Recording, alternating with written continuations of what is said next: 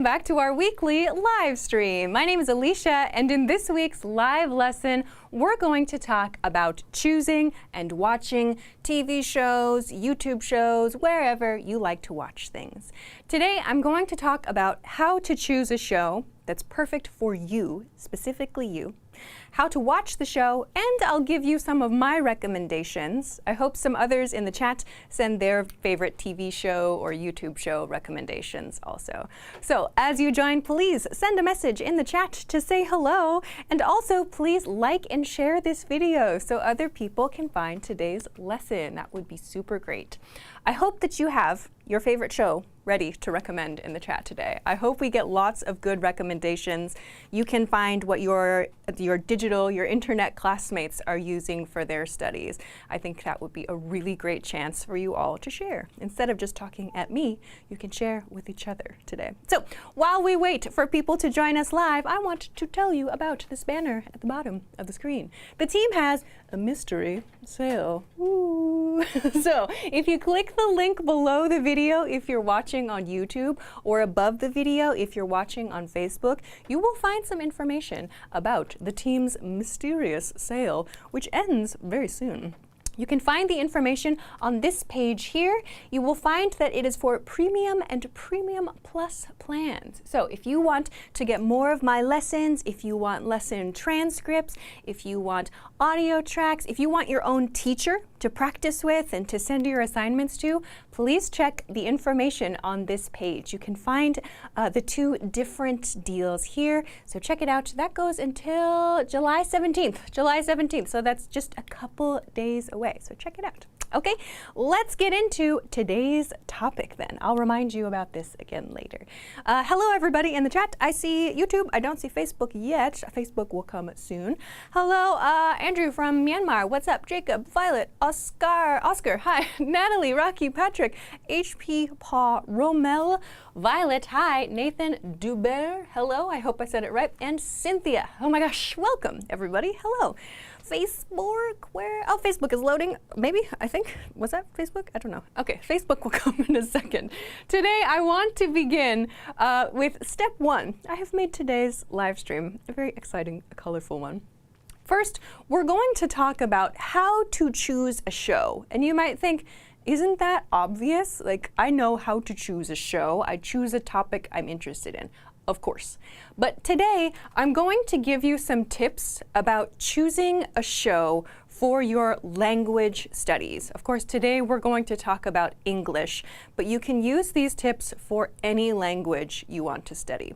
These are my personal guides, okay?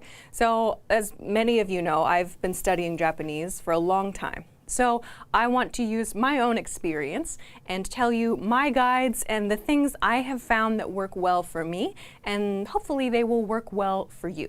Okay? So the first tip that I have, I found this actually, oh gosh, many years ago when I was reading some study guide information. But this guide is one I apply for books and for movies, for TV shows. Can you understand about 70% or more of the TV show, okay? So 70% of the TV show or the book, you can use the same guide for a book. The reason that I recommend usually to choose something about 70%, maybe 80% is good, is because you want to be able to understand the basic story, right? You want to be able to understand the character names and the basic storyline. But you need to be able to find new vocabulary words. So if you understand 100% of that show, it's too easy for you, right? You can't learn anything, or there will be very little for you to learn. If you target maybe 70 or 80%, then you have new words, new expressions to learn. Maybe there's a character that speaks kind of interestingly, or there's an interesting personality you can learn from there. If you go below this amount, if you choose a show that's super difficult for you, like if you're a beginner and you choose an advanced level show, like that's going to be so difficult. You won't understand the story, you won't understand the characters and personalities, you won't understand the details of the story, right? This is very demotivating, and it makes it very difficult for you to continue studying, right? So the idea here is to choose something that feels like a stretch, right? You have to stretch a little bit. You have to practice. You have to pay attention, make notes, review those notes, and then watch the show, okay? So this is the reason I recommend around 70% or 80%, okay? So this is different for everybody, yeah? Everybody is different. Second point, which is also very important. Does the show use everyday conversations? Okay? Does the show use everyday conversations? This is extremely important for your conversational language studies, okay? That means I do not recommend fantasy shows.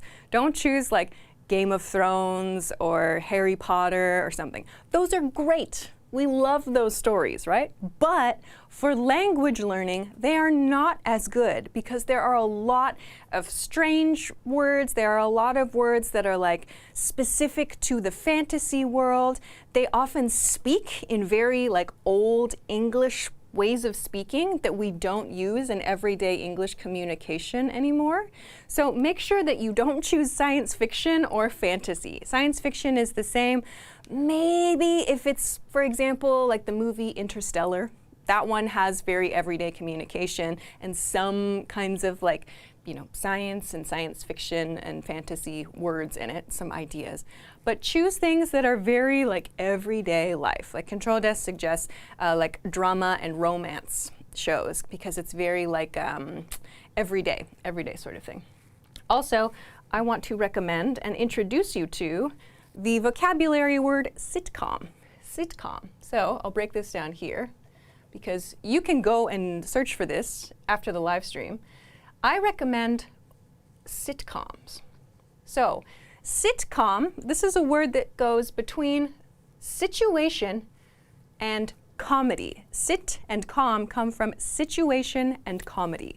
This means every episode of the show is another situation, and the situation is usually funny, okay? I'm going to talk about a lot of them later, okay?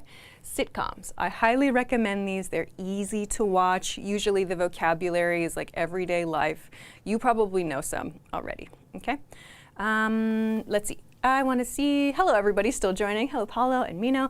Violet, I think I said hello to you. Amandiola, what's up? And Andrew and Oscar from Kazakhstan, what's up? Okay, Facebook, where are you Facebook? Nobody's on Facebook today. Okay, so lastly, my last point for choosing your show is asking this: what country is the show from? This is important also. The reason is because many popular shows use different forms of English. For example, maybe that TV show is from the USA, maybe it's from the UK, maybe it's from Australia. This is important to know because the vocabulary and the idioms and the pronunciation are all different just across these three. These are just three different ways of speaking and using English, okay? And for example, America is very, very big. So there are different ways of speaking even in the USA. So make sure if you, for example, if you want to study British English, try to choose shows from the UK. Like if you want to watch The Office, maybe you should focus on the UK version of The Office. If you want to use English from America, use the Office from the USA. Okay? I don't think there's an Australian version of The Office, okay? But consider these points. So one, can you understand about 70%? Does the show use everyday conversations? And what country is the show from, okay? I want to add one bonus point here too. Maybe I'll put it somewhere in here. Have you seen the show in your native language already? This can be another really helpful thing. So I will add it, I'll just add it in red. So in your language, right, already. So this can be very helpful Because maybe, oh, that's hard to see, sorry everybody. Okay, because maybe you saw a show like a few years ago, or you recently watched a show in your language, you really liked it. Now you can try watching that show in English because you know the story, you know the characters, so that can be super helpful for you because now you get to experience the show in a new way. You know what happens, but you still get to practice, okay? So that's one more point. All right, good. So this is our foundation. So please, please, please make sure to do this, to choose a show that's best for you. If you choose one that's too difficult, you'll burn out. You don't want to continue. Okay? All right, so with that, let me quickly remind you about this banner at the bottom of the screen, and then we will go to part 2, some key points about watching the show, which sounds very obvious, but there are some important details I want to explain. So, if you missed it, the team has a mystery discount at EnglishClass101.com. You can find the information from the link below the video if you're watching on YouTube, or above the video if you're watching on Facebook. You will find this lovely page right here. This finishes on July 17th, so if you want to get the discount, please check it out now. If you want more of my lessons, if you want flashcards, spaced repetition flashcards, ooh. If you want lots and lots of study tools like your own teacher, if you want dialogue tracks, if you want transcripts, oh my gosh, there's so much. So please check the information on this page and find the perfect plan for you. Okay, let's continue then to part 2, watching. And if you haven't, please make sure to hit the like button and share this video. All right, so now part 2, watch, the most fun part, right? Watching the thing. I didn't put it here, but I want to remind you, when you watch, please watch the show. Don't turn on the show and walk away and do, you know, house cleaning, okay? Make time to watch the show, yeah? So, when you watch the show, also, I have this marked with a star, plan to watch more than once, okay? This is for your studies. Yes, it's very fun, but make sure you plan like it's a study session, yeah? It's a really fun study session, but try to plan to watch more than once. I'll talk about this, I'll talk about why in just a moment. We want to watch it once and review the episode again later, okay? Because remember, you're choosing a show that you can't understand a little bit of, right? So you need to review. Same idea as like your vocabulary studies with flashcards. Of course you have to review, right? Same idea here. So now I want to focus on this question. I get this question so often. Over the years, so many people have asked, subtitles, should I use subtitles? Should I not use subtitles? What about dubs? First, what's the difference? Subtitles is the words at the bottom of the screen. This is different from captions. I know many of you watch this live stream with captions on. Captions are the words that appear down here right now. Maybe you're watching on Facebook, or maybe YouTube has them too. They appear down here. I am speaking in English right now, right? Obviously. And the captions are the words here in English, right? That's a caption, okay?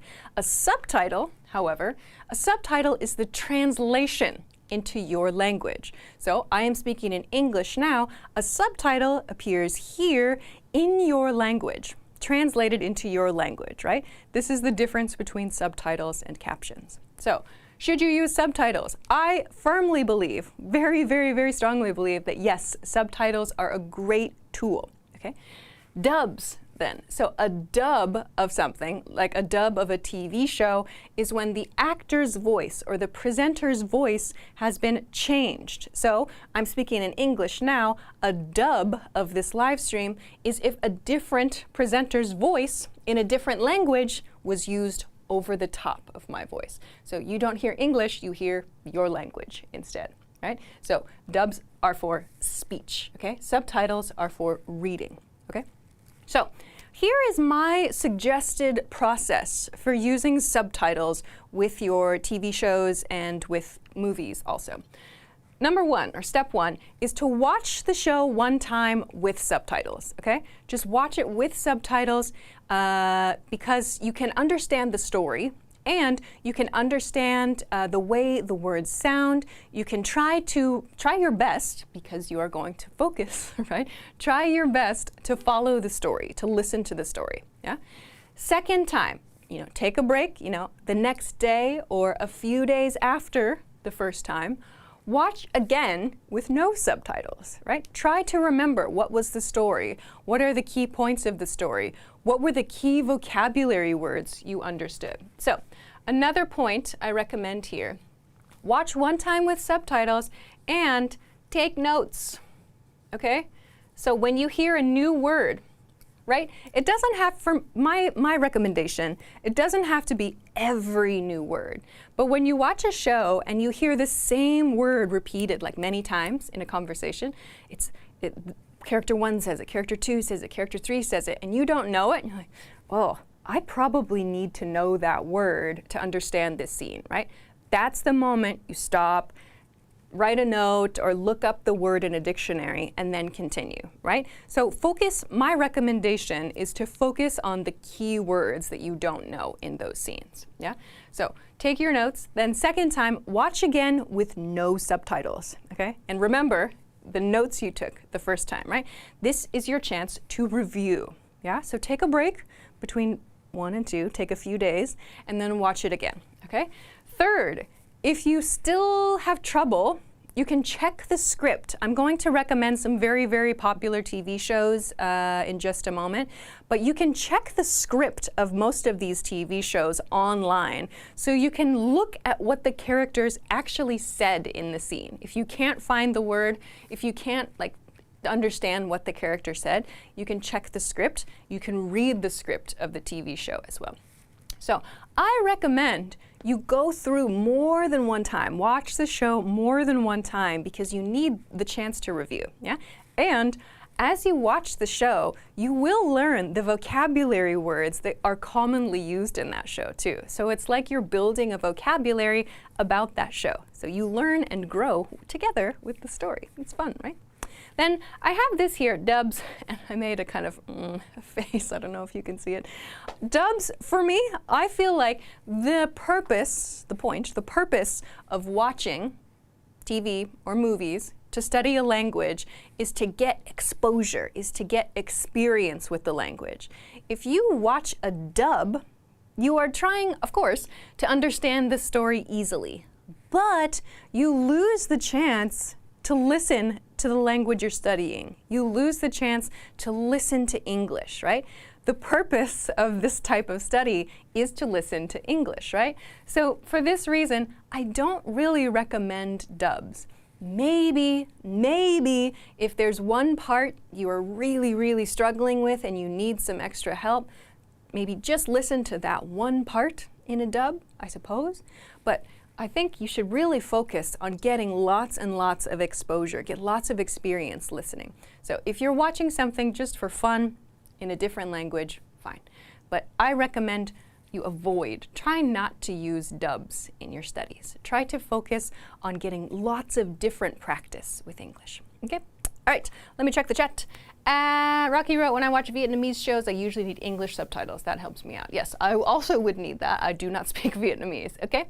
Violet wrote, dubbed, yes, such as auto-dubbed. Oh, and also I've noticed about dubs, I've noticed on YouTube, there are some channels that have auto-dubbing enabled. Like for example, I've seen videos come up in like Spanish-speaking countries or Portuguese-speaking countries, and they have auto-dubbing on, and it's not good. Like it sounds strange. There's like a really weird robot voice that changes the speaker's voice to some kind of strange robot sound. I don't really like that. I don't recommend using auto dub features unless you cannot understand it at all. Like if, for example, if I wanted to watch a Vietnamese video, I would need to use something to help me understand. I would still use subtitles because the auto dub is often wrong. It makes mistakes. It doesn't understand nuance.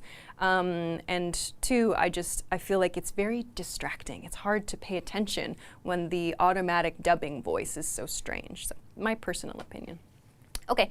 Patrick wrote, I like to watch Simpsons early episodes and dinosaurs. Sometimes they're almost always speaking different ways, different tones of voice. I usually watch with subtitles. Without it, it is difficult. Nice, yeah. Simpsons is a good recommendation, Patrick. I didn't include, in part 3 today, I'm going to talk about what I recommend for different levels. I didn't include today animated shows. Specifically, there's a reason for it, and I'll talk about it later.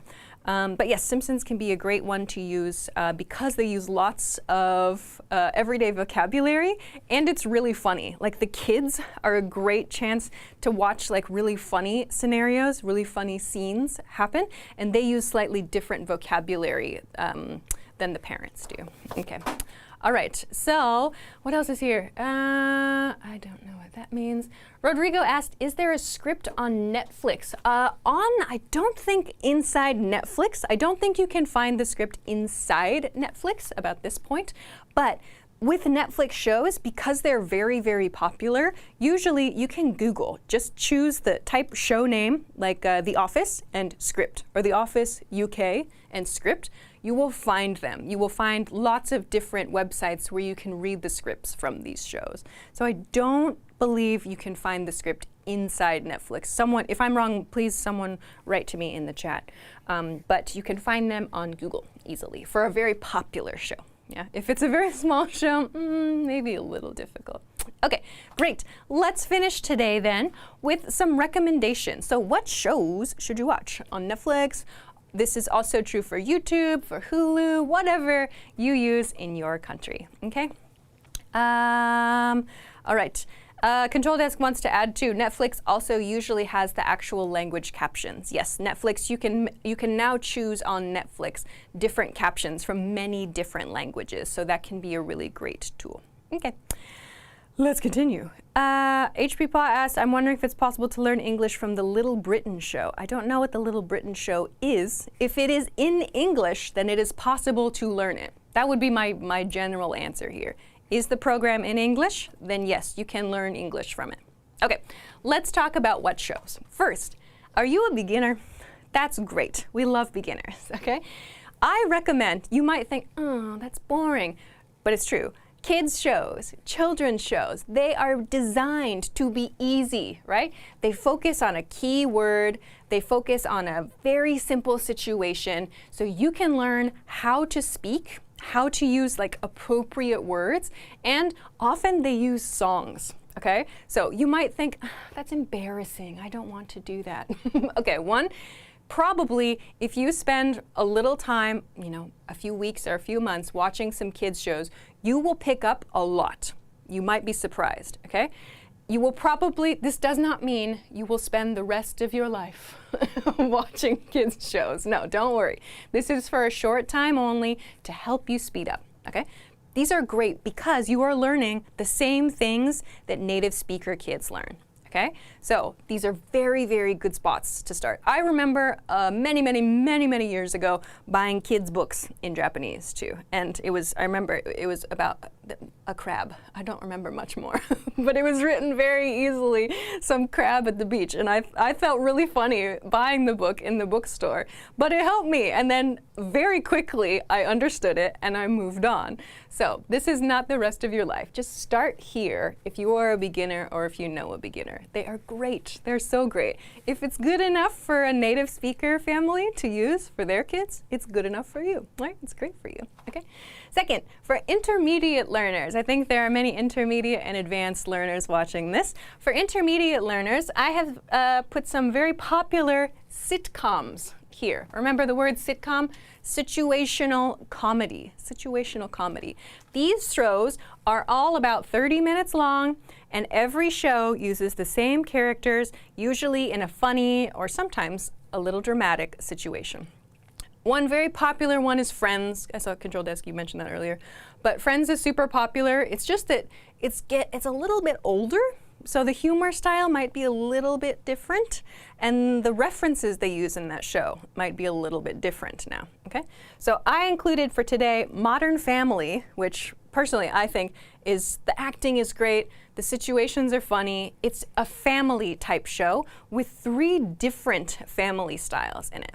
Okay, so I think Modern Family is great. You get kids talking and adults, grandparents, and people in the community, and it's funny. It's so silly. So I think this is a great choice to learn.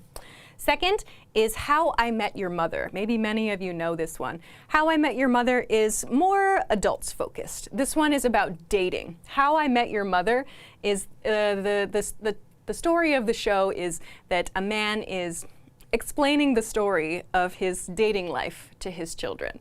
And he talks about the different situations and the different people that he met and dated. So this is more for adults. I would say there's not really much variation in terms of there's not really many kids in the show or a whole lot of older people. It's mostly adults having adult conversations, going to bars, going to parties, going on dates and things like that.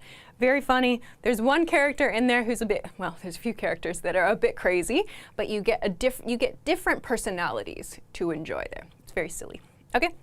Third, I mentioned before, The Office is also very popular. Just note that there is a UK and a US version. So if you want to focus on British English, I recommend the UK version. The US version if you want to focus on American English. The Office is about work. It's a dry, funny type of situational comedy. The focus is on working in an office and the personalities in the office. So this, again, focuses more on adult life, on boring jobs and doing silly things at boring jobs, and a bit of the personal drama, a bit of personal romance, silly things that happen. So if you want to focus on more adult, grown-up work-related topics, these two are probably good. If you want to have some more vocabulary about families and a range of different ages, you could try something like Modern Family. Friends, I would put in this group too. Lastly, for more advanced learners, I've recommended, I should preface this, I should say be careful. These two are very serious and very dramatic and often graphic shows, especially this one. Breaking Bad is older now, but it's a great story. It's an amazing story. I do not recommend this for children. Please only watch this if you are an adult. Breaking Bad is an excellent story with excellent acting. It's very serious, but you need to be an advanced learner because they're talking about very specific things. They're everything from illegal things, doing illegal things with money and with substances. And of course, there's also discussions of family and friends in here too. But this show can be really, really great for learning more extreme sides of of personalities. After that, you should 100% watch Breaking Bad first. After that, watch Better Call Saul. These two shows are connected. Better Call Saul, this is a character from Breaking Bad. This one is the same kind of thing. This is about legal situations usually, but often relating to illegal activities too. So you will see more, it's very dramatic, but there's also moments of humor as well.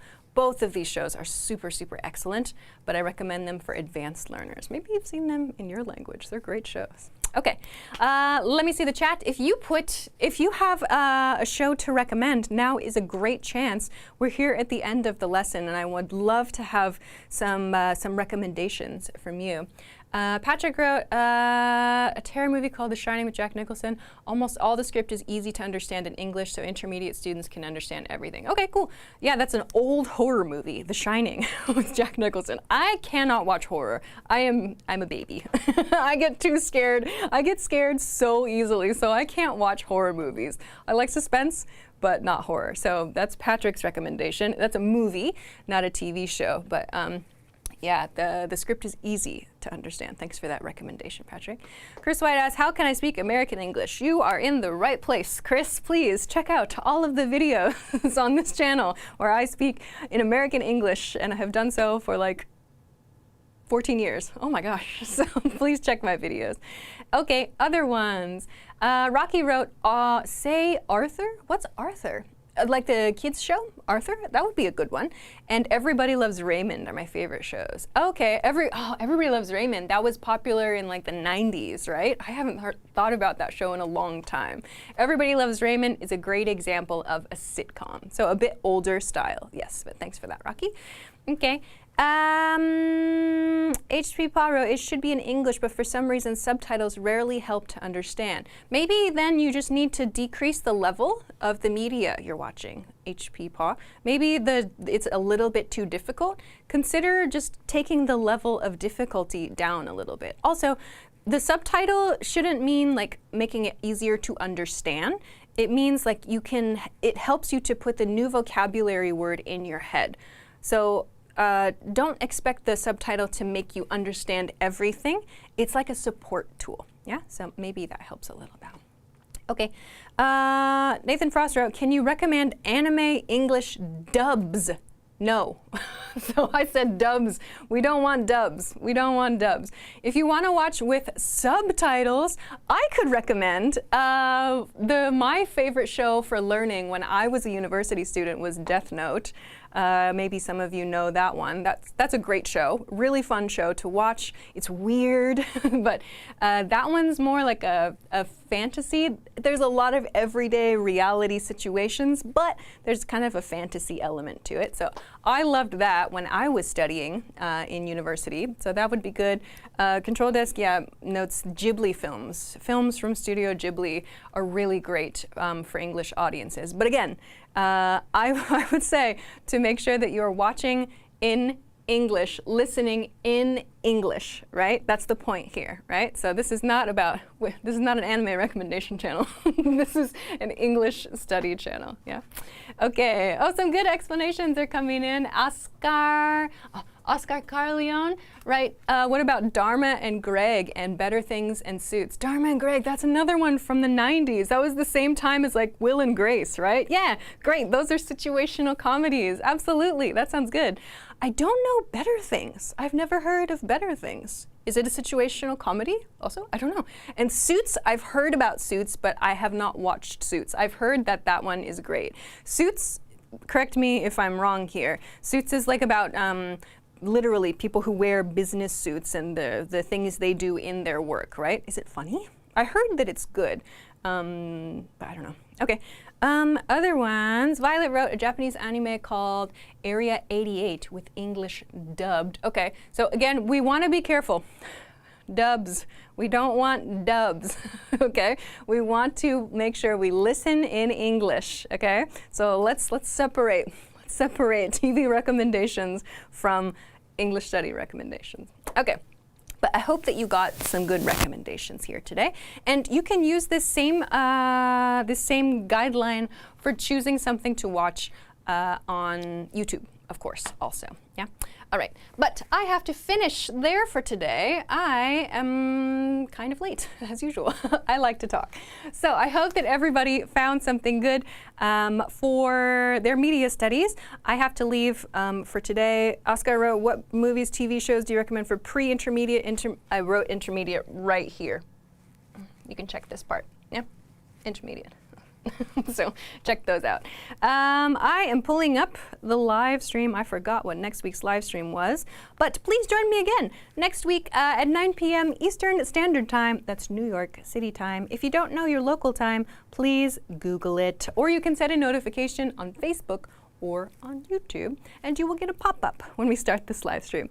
Next week's live topic, yes, is about summer foods. Summer foods, but also I want to talk about like how to talk about food, like especially food we eat when it's really hot outside. How do you describe those foods? How do you talk about eating, like for example, barbecues, you know, making these kinds of foods, having these kinds of outdoor experiences with food in the summer. So please join me for a delicious live stream next week, and we will have a good time. Okay, so we'll end there for today. Don't forget, now that the live stream is over, the team has a mystery discount at EnglishClass101.com. So please check the link below the video if you're watching on YouTube, or above the video if you're watching on Facebook, and you will find this mysterious discount for Premium and Premium Plus plans. Okay? All right, we'll finish there for today. Thank you so much, everybody, for sending your great questions, your great recommendations. It's so cool to see all of you, all of your digital classmates from all around the world sharing ideas here in the chat. I love that. Super cool. So have a great day, have a great week, have a great weekend, and I will see you again next time. Bye.